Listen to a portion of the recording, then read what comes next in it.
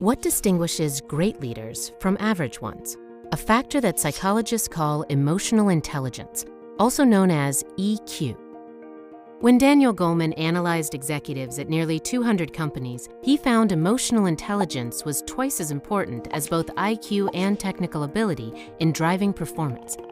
At the most senior levels, it accounted for a whopping 90% of the difference between the best and the rest. But what exactly is emotional intelligence? According to Goleman, it's made up of 5 components: self-awareness, self-regulation, motivation, empathy, and social skill. Let's examine each in turn. Self-awareness is understanding one's own emotions and their effect on others. Self-aware leaders are confident and candid. They can realistically assess and talk about their strengths and weaknesses, often with a self-deprecating sense of humor. Self-regulation is the ability to control or redirect disruptive impulses, essentially to think before acting. Effective self-regulators tend to be trustworthy, comfortable with ambiguity, able to suspend judgment, and open to change. Motivation is a passion to work with energy and persistence for reasons beyond money or status. It means being driven, goal-oriented, optimistic, and committed to the organization. Empathy is the ability to understand the emotional needs of others and to treat them accordingly.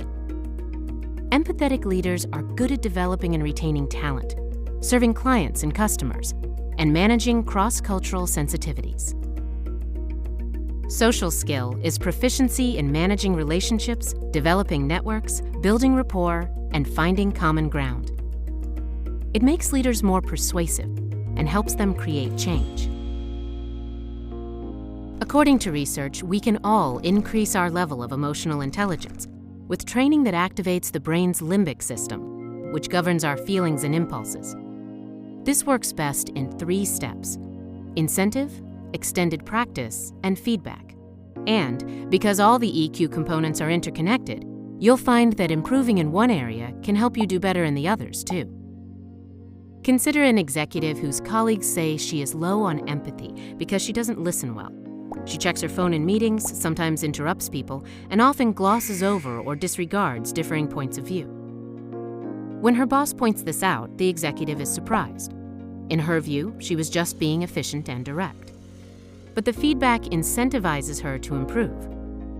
Privately, she replays certain incidents and thinks about how she could have acted differently. She also watches leaders who are good listeners and tries to mimic their behavior. With continued guidance from her boss, she gradually becomes more empathetic, boosting both the team's morale and its productivity. There's no question that leaders still need raw intelligence and good technical ability, but that's a baseline. Great leaders must also have or develop the 5 components of high emotional intelligence: self-awareness, self-regulation, motivation, empathy, and social skill.